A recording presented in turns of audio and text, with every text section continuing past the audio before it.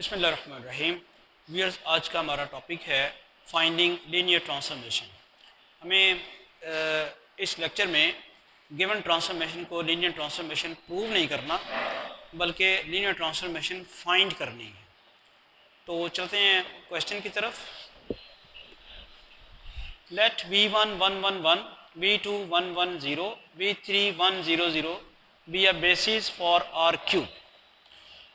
ये तीन वेक्टर्स हैं जो कि आर क्यूब की बेसिस हैं, आर क्यूब की बेसिस बना रहे हैं, यानी आर क्यूब इनसे जनरेट होता है। बेसिस से क्या मुराद है? ऐसे लीनियरली इंडिपेंडेंट वेक्टर का सेट जो सेट को जनरेट करें जिसकी वो बेसिस है। मैं भी डिटेल से दोबारा आपको याद करवा देता हूँ, ये पहले भी आपको कई दफ़ा पढ़ाया है। बेसिस की डेफिनेशन भी पढ़ाई और लीनियर इंडिपेंडेंट वेक्टर्स की डेफिनेशन भी पढ़ाई, लेकिन बहरहाल इस क्वेश्चन को सॉल्व करने से पहले मैं आपको दोबारा रिवाइज करा दूंगा। क्वेश्चन की स्टेटमेंट क्या है? ये तीन वेक्टर्स दिए हुए हैं 3 डायमेंशनल स्पेस के, आर क्यूब के, v1 v2 v3। ये तीन वेक्टर जो आर क्यूब के वेक्टर्स हैं, ये कोई आम वेक्टर्स नहीं हैं बल्कि ये बेसिस बना रहे हैं आर क्यूब की, या कह दें कि ये आर क्यूब को जनरेट करते हैं। अगली बात, find a linear transformation T such that from R cube to R square. R cube to R square linear transformation मालूम करनी है। ये ऐसी ट्रांसफॉर्मेशन होगी जिसमें डोमेन में आर क्यूब का एलिमेंट होगा और जिसकी रेंज में आर स्क्वायर का एलिमेंट होगा। डोमेन में आर क्यूब का एलिमेंट होने का मतलब है कि वो ऑर्डर ट्रिपल होगा, और रेंज में आर स्क्वायर का एलिमेंट होने का मतलब क्या है कि वो ऑर्डर पेयर होगा। अब कुछ डेफिनेशन उसने खुद से दे दी हुई है। टी ऑफ v1 कहता है वो 0 1 के बराबर है। जैसे मैंने अभी बताया आपको कि ये आप जो ट्रांसफॉर्मेशन लीनियर ट्रांसफॉर्मेशन फाइंड करने जा रहे हैं, इसकी डोमेन आर क्यूब है, तो यहाँ जो एलिमेंट आएगा वो आर क्यूब का आएगा, और जो जनरेट होगा, जो आंसर आएगा, आउटपुट होगी, जो रेंज में आएगा वो आर स्क्वायर का आएगा। तो आपको नज़र आ रहा है आर स्क्वायर का एलिमेंट क्या है? ऑर्डर पेयर है। इसी तरह टी ऑफ v2 जो है वो आर क्यूब का एलिमेंट है, और जो जनरेट हो रहा है, जो इमेज आ रहा है, वो R2 का है। 2 - 1 ऑर्डर पेयर है। इसी तरह v3 भी आर क्यूब का एलिमेंट, और जो जनरेट हो रहा है वो R2 का। तो क्वेश्चन आपको समझ आ गया होगा कि हमने लीनियर ट्रांसफॉर्मेशन फाइंड करनी है from R cube to R square. उसकी कुछ डेफिनेशन उसने आपको दे दी हुई है कि v1 v2 v3 vectors given है जो कि बेसिस बना रहे हैं आर क्यूब की, और आगे T of v1 T of v2 T of v3 की वैल्यूज दी हुई हैं। अब इस सारी इंफॉर्मेशन को यूज़ करते हुए हमने क्या करना है? लीनियर ट्रांसफॉर्मेशन फाइंड करनी है। अब ज़रा देखिएगा कि ये जो बेसिस से मुराद क्या है, मैं ज़रा लिख देता हूँ। सिंस ये बेसिकली बेसिस की डेफिनेशन ही आ जाएगी जो मैं बताने लगा आपको। Since v1 v2 v3 form a basis for R cube, so these vectors are linearly independent and each vector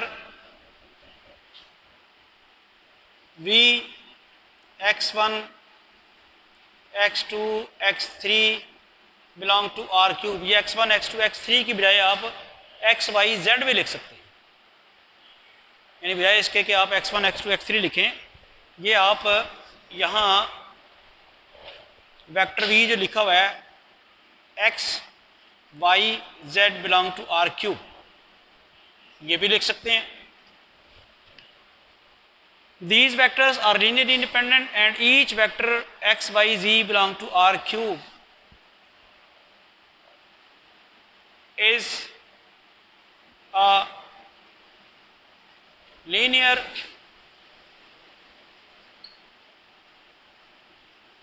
combination of v1 v2 v3। ये है बेसिस की डेफिनेशन, मैंने लिख दी। बेसिस की डेफिनेशन के मुताबिक जो आर क्यूब है वो जनरेट हो जाना चाहिए v1 v2 v3 के लीनियर कॉम्बिनेशन से।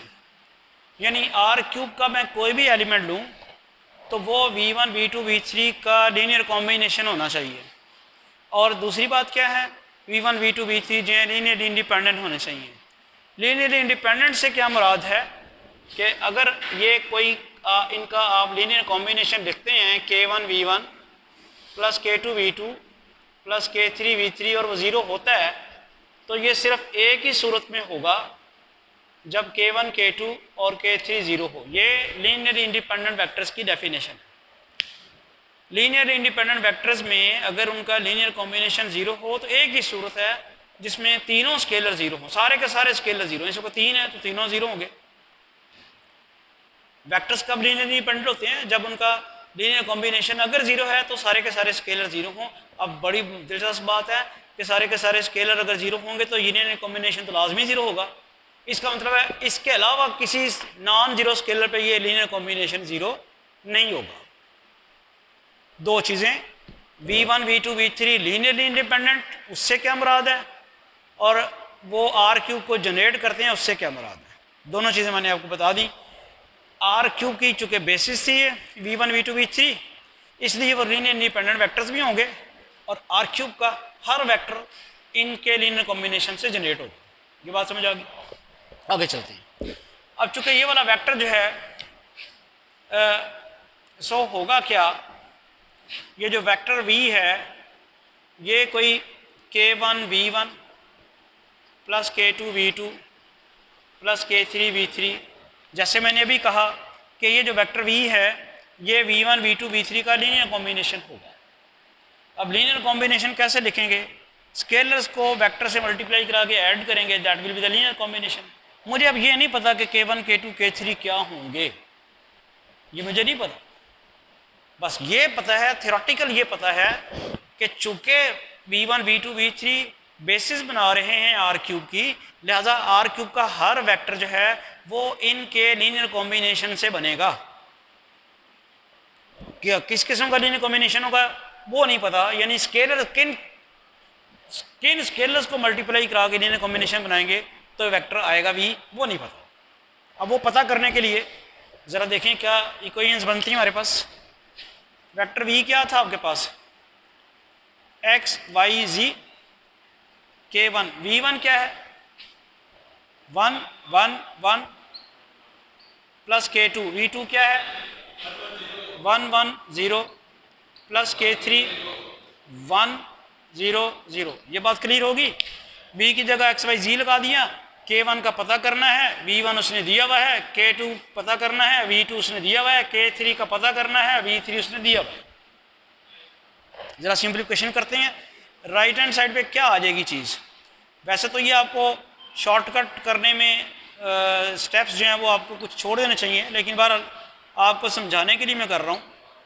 k1 k1 k1 k2 k2 और 0 प्लस k3 0 और 0। उसके बाद क्या होगा, ये ऐड होंगे। पहला ऐड हुआ तो क्या बना, k1 plus k2 plus k3।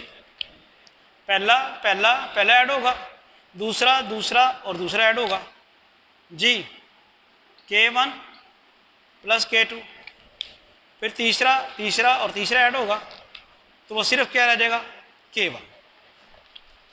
Clear हो रहा है। चूँकि ये वाला वेक्टर v1 v2 v3 का लीनियर कॉम्बिनेशन था, मैंने उसको v1 v2 v3 का लीनियर कॉम्बिनेशन लिख लिया। उसके बाद मैंने जो सिंप्लीफिकेशन की तो मेरे पास ये आया। अब आपको पता है कि अगर दो वेक्टर जो हैं 3 डिमेंशनल स्पेस के बराबर हैं तो उनकी करस्पॉन्डिंग कंपोनेंट्स भी बराबर होंगी। करस्पॉन्डिंग कंपोनेंट्स बराबर होने का मतलब क्या है कि k1 plus k2 plus k3 किसके बराबर आएगा, k1 plus k2 plus k3 किसके बराबर आ गया, x के। ये x कंपोनेंट है, इधर x कंपोनेंट x है, ये y कंपोनेंट है k1 प्लस k2, ये किसके बराबर आ गया, y के। और ये z कंपोनेंट है, k1 किसके बराबर आ गया, z के। समझ आ गई है। k1 plus k2 plus k3 x के बराबर K1 प्लस K2 y के बराबर, K1 जो है वो z के बराबर। हमें K1 K2 K3 चाहिए था ना, K1 की वैल्यू निकल रही है। अगर आप ये इसमें पुट कर दें, हमने कोई अगर इक्वेशन का नंबर नहीं दिया, इसे 1 कर लेते हैं, 2 कर लेते हैं, इसे 3 कर लेते हैं। अब इक्वेशन नंबर 3 से K1 की वैल्यू इसमें पुट की जाए तो क्या बनता है, K2 की वैल्यू क्या आती है, y माइनस z। कैसे बोला, K1 की वैल्यू यहाँ मैंने z पुट की, उसको उठा के उधर ले गया, वो y माइनस z बन गया। K1 की वैल्यू भी आ गई, K2 की भी आ गई। वैसे K1 प्लस K2 की वैल्यू, K1 प्लस K2 की वैल्यू y है, वो मैं इधर पुट कर दूँ तो उसको उधर ले जाऊँ तो K3 क्या आ जाता है, शाबाश, K3 आ जाता है x माइनस वाई। ज़रा समझ लें, K1 प्लस K2 की वैल्यू y है, वो इसमें पुट कर दी, इसको उठा के उधर ले जाएँ तो K3 की वैल्यू आ जाती है x माइनस वाई।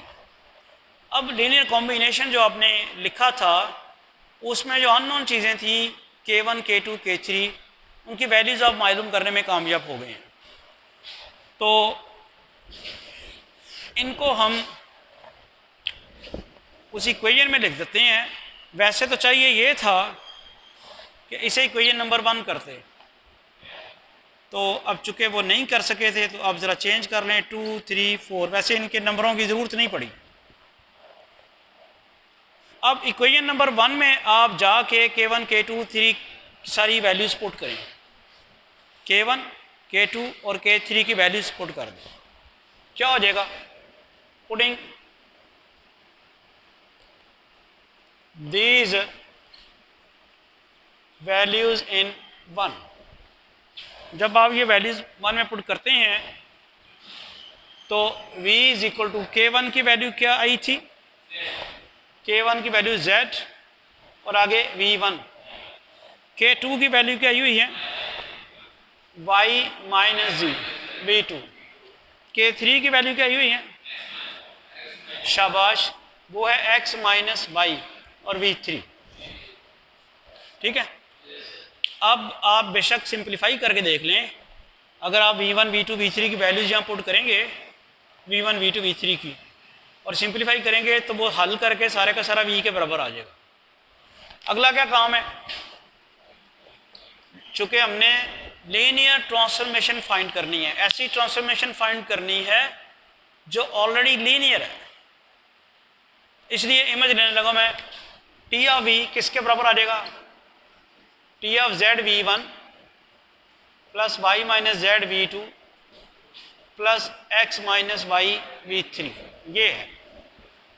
अब लीनियर ट्रांसफॉर्मेशन की एक्सटेंशन ये है, T of alpha 1 v1 plus alpha 2 v2 plus alpha 3 v3 अगर हो तो ये बन जाएगा alpha T of v1 alpha 2 T of v2 plus alpha 3 T of v3। 2 तक के तो आपने पढ़ी हुई है, यहाँ तक हो तो वो तो आपने पढ़ी हुई है, ये उसकी एक्सटेंशन है। लीनियर ट्रांसफॉर्मेशन में अगर वेक्टर्स 3 आ जाएं तो फिर ये रिजल्ट आएगा, वो सारे के सारे बाहर निकल जाएंगे। अब यह देखें, इसमें चूँकि टी लीनियर ट्रांसफॉर्मेशन आप मालूम कर रहे हैं तो आपके पास ये v1 v2 v3 वेक्टर्स हैं, और यहाँ z x y minus Z और x minus Y these are scalars.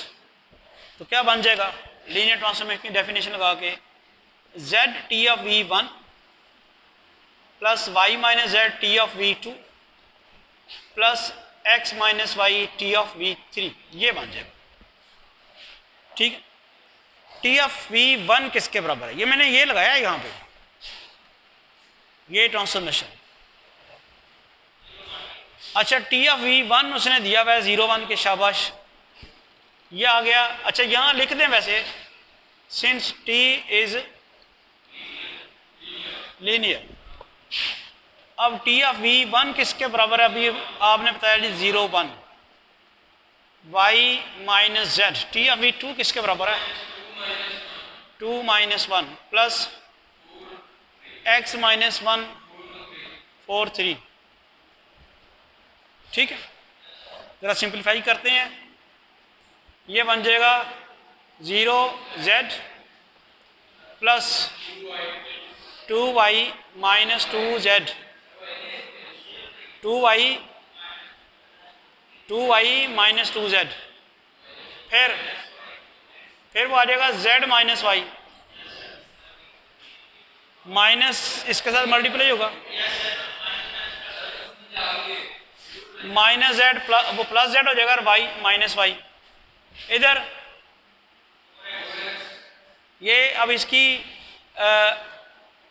Plus तो करना ही है ना, x माइनस वाई को मल्टीप्लाई कराएं 4x माइनस 4y, फिर 3x माइनस 3y। वो भी ऐसे ही किया, किधर जीरो है ये वाला, तो वो यही किया 2y minus 2z minus Y plus z, तो मैंने z माइनस वाई लिख दिया। जब आपने -1 से मल्टीप्लाई किया तो वो बनना है माइनस वाई प्लस z। अब आप ज़रा ऐड करेंगे तो पहले में ऐड होगा, 0 plus 2y minus 2z plus 4x minus 4y, और फिर दूसरे में ऐड होगा। ये पहला ऐड हो गया जी, z plus z minus Y plus 3x minus 3y,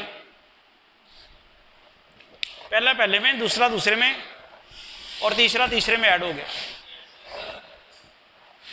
तीसरा ठीक नहीं है, z, हाँ दो ही है, सॉरी, पहले में ऐड हुआ, दूसरे में ऐड हुआ, ठीक है, शाबाश।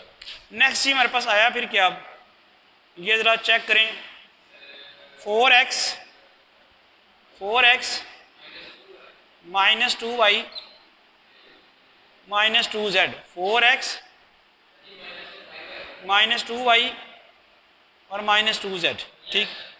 यहाँ से क्या आ जाता है, 3x minus 4y plus 2z, और लेफ्ट हैंड साइड में आपके पास क्या था, t ऑफ v किसके बराबर था, x y z, तो t of x y z, this is the required linear transformation. Obviously देखें आप डोमेन में क्या पुट कर रहे हैं, आर क्यूब का एलिमेंट, ऑर्डर ट्रिपल है ना, आर क्यूब का आप एलिमेंट डोमेन में पुट कर रहे हैं, और जो जनरेट हो रहा है वो R2 का हो रहा है, ये ऑर्डर पेयर है, ये ऑर्डर पेयर है, R2 का जनरेट हो रहा है। तो ये लीनियर ट्रांसफॉर्मेशन हो गई है from R cube to R square. तो होपफुली आपको लेक्चर समझ आ गया होगा कि एक्चुअली हमने आज क्या किया है, हमने लीनियर ट्रांसफॉर्मेशन फाइंड की है। कुछ हमें गिवन डाटा दिया हुआ था, उस गिवन डाटा की मदद से हमने आर क्यूब से आर स्क्वायर तक की लीनियर ट्रांसफॉर्मेशन मालूम की है। लीनियर वो पहले ही दी हुई थी, ट्रांसफॉर्मेशन का फार्मूला ड्राइव किया कि क्या होगा जो उसने कंडीशंस दी हुई हैं। इसके लिए उसने जो कंडीशंस दी हुई थी वो क्या क्या दी हुई थी, एक तो उसने v1 v2 v3 बेसिस बताए हुए थे कि ये आर क्यूब की बेसिस बना रहे हैं। आर क्यूब की बेसिस बनाने का मतलब ये था कि ये तीनों वेक्टर जो हैं लीनियरली इंडिपेंडेंट हैं, और आर क्यूब का हर वेक्टर इन तीनों के लीनियर कॉम्बिनेशन से बनता है। इसी चीज़ को हमने पिक किया, हमने आर क्यूब का एक एलिमेंट पकड़ा, और बेसिकली क्यों पकड़ा है, बेसिक आर क्यूब का एलिमेंट हमें चाहिए, टी ऑफ दैट, देखें ना, हमने ट्रांसफॉर्मेशन बनानी है, जनरेट करनी है, तो यहाँ जो एलिमेंट आना है, जो इनपुट डालनी है, वो आर क्यूब का एलिमेंट होना है। इसलिए हमारा स्टार्ट ही यहीं से हुआ, हमने आर क्यूब का एलिमेंट पकड़ा, वी पकड़ा हमने आर क्यूब का एलिमेंट, तो उसको पकड़ने के बाद हमने इस्तेमाल की है वो चीज़ जो वो कह रहा था कि ये बेसिस है। फिर ये v1 v2 v3 का लीनियर कॉम्बिनेशन होगा। जैसे वो लीनियर कॉम्बिनेशन के तौर पे लिखा तो हमारे सामने एक मम्मा था k1 k2 k3 की वैल्यूज़ मालूम करना। उसके लिए और इन्फॉर्मेशन जो उसने दे रखी थी वो अप्लाई की, और k1 k2 k3 की वैल्यूज़ मालूम करने के बाद हमने उसको सिंप्लीफाई किया, तो हमारे पास रिक्वायर्ड लीनियर ट्रांसफॉर्मेशन बन गई। Thank you.